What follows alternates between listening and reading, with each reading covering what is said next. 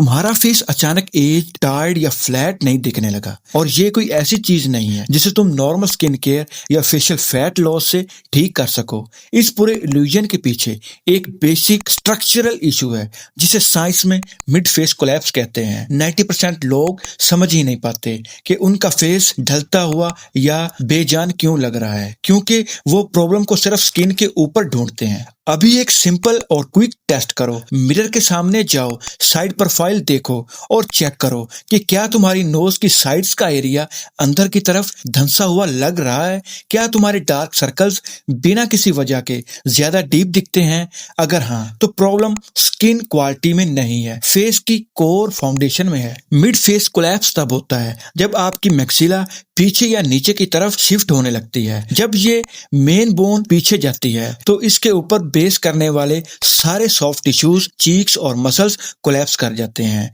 इससे फेस पर premature sagging आती है और नोज बड़ी या ड्रॉपिंग लगने लगती है। लेकिन इसके पीछे सिर्फ जेनेटिक्स नहीं है, इसके पीछे 4 ऐसे साइंटिफिक हिडन फैक्टर्स हैं जिन्हें अगर तुम समझ लो तो बिना किसी एक्सपेंसिव सर्जरी के तुम इस कोलैप्स को रिवर्स कर सकते हो। Number 1, the 4 factors. पहले समझते हैं उन हिडन फैक्टर्स को जो इस कोलैप्स को बढ़ाते हैं। Factor number 1, bone resorption and maxillary recession. Science कहती है कि हमारी बोन्स डायनेमिक होती हैं। अगर अपर जॉ या मैक्सिला बोन पर राइट मैकेनिकल प्रेशर ना पड़े तो वो धीरे धीरे अपनी डेंसिटी खोने लगती हैं और पीछे की तरफ श्रिंक होती हैं। इस स्ट्रक्चरल सपोर्ट के बिना मिड फेस फ्लैट दिखने लगता है। Factor number 2, zygomaticus muscles atrophy. Cheek muscles zygomaticus major and minor जब वीक हो जाते हैं, ये सही से एंगेज नहीं होते तो वो ग्रेविटी के सामने हार जाते हैं। इससे चीक्स का वॉल्यूम नीचे की तरफ सैग हो जाता है जिससे nasal labial folds, smile lines deep हो जाती हैं। Factor number 3, deep smash fat pad migration. हमारे फेस में फैट पैड्स होते हैं जो अपर फेस को फुलनेस देते हैं। मिड फेस कोलैप्स में ये फैट पैड्स नीचे शिफ्ट हो जाते हैं जिससे अपर चीक्स एरिया खाली लगता है और लोअर फेस हैवी दिखने लगता है। Factor number 4, chronic mouth breathing and poor tongue posture. ये सबसे बड़ा और इग्नोर्ड फैक्टर है। जब तुम माउथ ब्रीदिंग करते हो तो तुम्हारी टंग पैलेट पर रेस्ट नहीं करती। इस डाउनवर्ड प्रेशर से मैक्सिला नैरो हो जाता है और मिड फेस सपोर्ट छूट जाता है। लोग सोचते हैं कि उनका फेस बस नेचुरली ढल रहा है और कुछ नहीं हो सकता, जबकि रियलिटी ये है कि स्ट्रक्चरल फोर्सेस को करेक्ट करके मिड फेस को वापस लिफ्ट और सपोर्ट दिया जा सकता है। Number 2, the 5 scientific methods, the solutions. अब सीधा आते हैं उन मेथड्स पर जो लॉजिकली और साइंटिफिकली इस कोलैप्स को टारगेट और रिवर्स कर सकते हैं। इन्हें रैंडमली नहीं, स्टेप बाय स्टेप फॉलो करना है। मेथड नंबर 1, पैलेट टंग पोस्चर मूविंग आर्किटेक्चर। सबसे पहले कोर फाउंडेशन को टारगेट करो।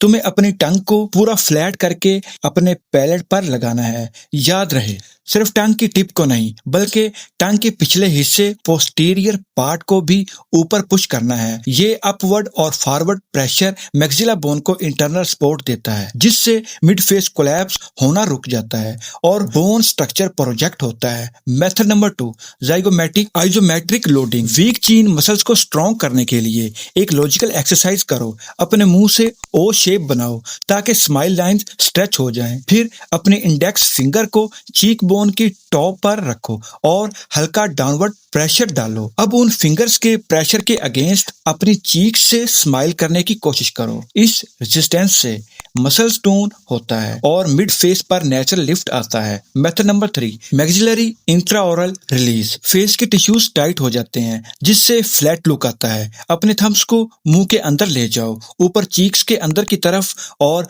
बाहर से इंडेक्स फिंगर से होल्ड करो। अब सर्कुलर मोशन में लाइट मसाज करो। इससे फेशियल सेचोरस और मसल का टेंशन रिलीज होता है जिससे ब्लड सर्कुलेशन बढ़ता है और mid face tissues expanding position में आते हैं।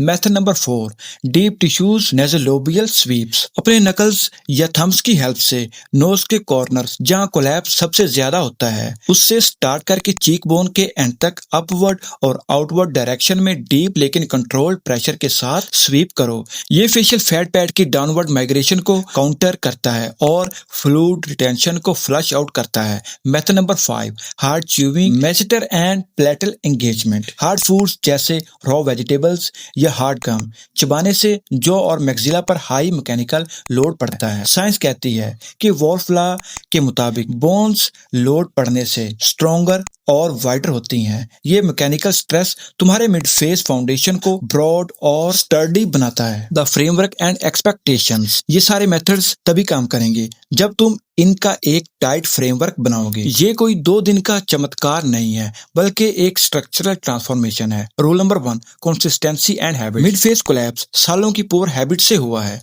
इसलिए इसका करेक्शन भी डेली डेडिकेशन मांगता है। दिन में सिर्फ 4 से 5 मिनट निकालना काफी है, लेकिन हर दिन। Rule number 2, correct timing. Tongue posture को 24/7 एक ऑटोमेटिक हैबिट बनाना है। आइसोमेट्रिक एक्सरसाइजेस को सुबह के वक्त करो जब मसल्स फ्रेश होते हैं, और स्वीप्स को रात में स्किन केयर के साथ ब्लेंड करो।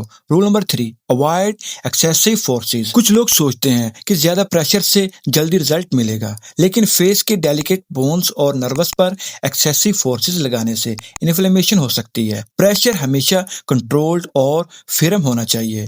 Rule number 4, track progress with light. हर हफ्ते एक ही स्टैटिक लाइट में अपनी साइड और फ्रंट प्रोफाइल की फोटो लो। 3 से 4 वीक्स में तुम नोटिस करोगे कि नोज के पास का एरिया फुल अप हो रहा है और फेस फ्लैट दिखने के बजाय ज्यादा स्ट्रक्चर्ड और फॉरवर्ड प्रोजेक्टेड हो रहा है। स्मार्ट बनो, टेम्पररी ट्रेंड्स या एक्सपेंसिव फिलर्स के पीछे मत भागो। अपने फेस की कोर एनाटॉमी और बोन स्ट्रक्चर को लॉजिकल तरीके से करेक्ट करो और फेस नेचुरली यूथफुल और शार्प दिखने लगेगा।